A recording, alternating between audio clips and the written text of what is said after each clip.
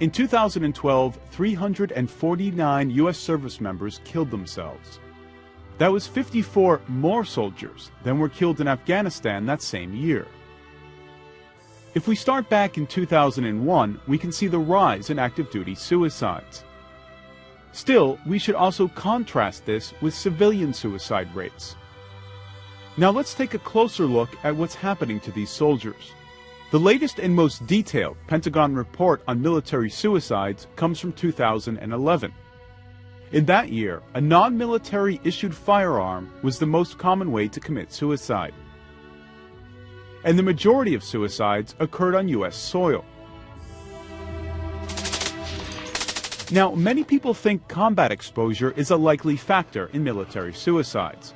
But take a look at this. Only 6% of these suicides witnessed killing in combat. In fact, 85%, yes 85%, had never experienced direct fighting. And more than half of soldiers who killed themselves had never even been deployed at all. But perhaps just serving during a time of war can worsen pre-existing conditions. Maybe it's a series of factors building upon each other. We can't totally be sure.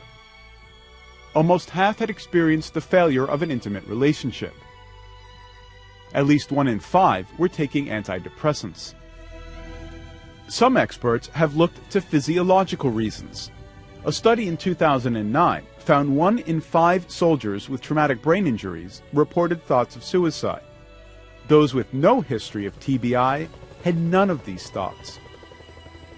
As soldiers become veterans, the risk of suicide doesn't go away, even into their later years.